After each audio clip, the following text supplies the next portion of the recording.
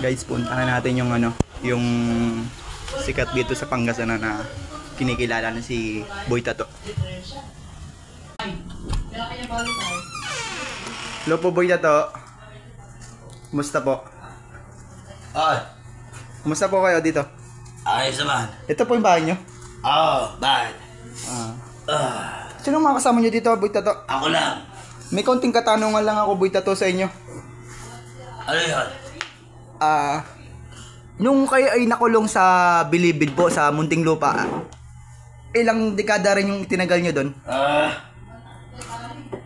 2 dekada, bakit? 2 dekada. Oo. Sino yung mga matagal yung mga nakikasamahan doon? Si Sino po, Boy Tato?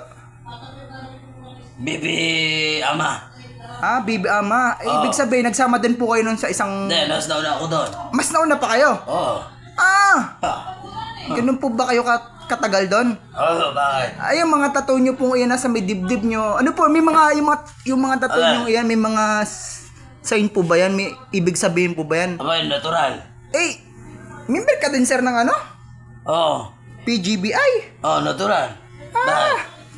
Ako ang founder doon. Founder po kayo? Oo. Ay, ibig sabihin po yung orasan na yan, anong ibig sabihin po nan? Pag ako yung walang dalang relo, dito ko natingin. Matibay po pala kayo. Bakit? Wala naman po, Boy Tato. Problema kaya to. Ba't ka natatawa? Wala naman po.